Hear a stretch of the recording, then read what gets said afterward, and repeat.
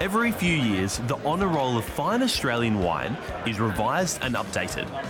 When this significant industry event combines with the country's top food festival, the result is something very special. So here we are at the National Wine Centre during Tasting Australia, and this has to be my favourite event. It's the Langton's classification. It's essentially the 130 top wines drawn from all the states, all the wine-producing states across Australia. So for me, it's the one opportunity in my year to get round, quite simply, the very best of the very best. Imagine 130 of the greatest Australian wines made in the last 10 years, and there you have today's event. To be named in the Langton's Classification 6 quite simply means you've made it in the wine game in Australia. It's the racing form guide of the very top estates. Today we have the trade tasting these wines, and this evening we'll have 300 consumers drinking these wines with some of South Australia's greatest produce. I think one of the things about food festivals is that we sometimes forget that with food, you have to drink something. So this is really about celebrating the very best wine that Australia produces. The premier event of Tasting Australia is the Saturday night gala dinner. The theme and location varies from festival to festival, but it always revolves around mixing, mingling, and indulging in a very special culinary adventure. Tonight, in a secret inner-city location, 30 accomplished chefs are cooking 30 dishes for 300 guests, and 25 winemakers will be keeping the glasses full. The dinner's held across a series of interconnecting rooms, and around every corner there's another chef to be found, more food to try, and maybe another glass of wine to be had.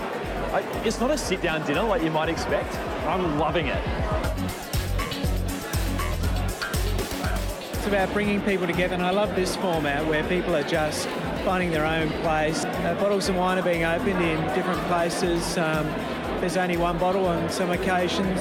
Chefs are doing special things. Yeah, it's really exciting. You just don't know what's going to happen one moment from the next here. Just like Melbourne's hidden laneways, Adelaide's Peel and Lee Streets came to life with an event called Sweet Streets. This is what food's all about. We're working up an appetite.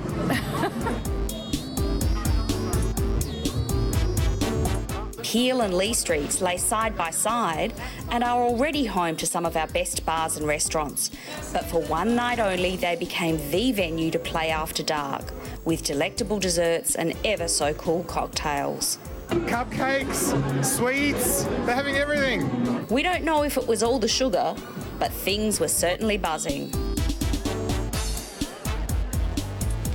At Tasting Australia, inner-city office workers and shoppers make the most of Town Square during the week, but on the weekends, it's a really popular place for family and friends to gather together, eat and drink, and discover some true food and wine heroes.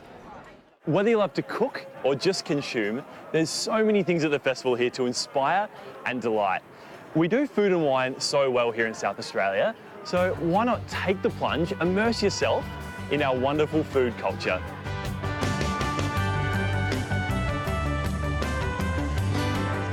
If you come to Tasting Australia, you're not going to learn how to do a fancy dish, but what you're going to learn is a method, a skill, or you're going to take home an idea.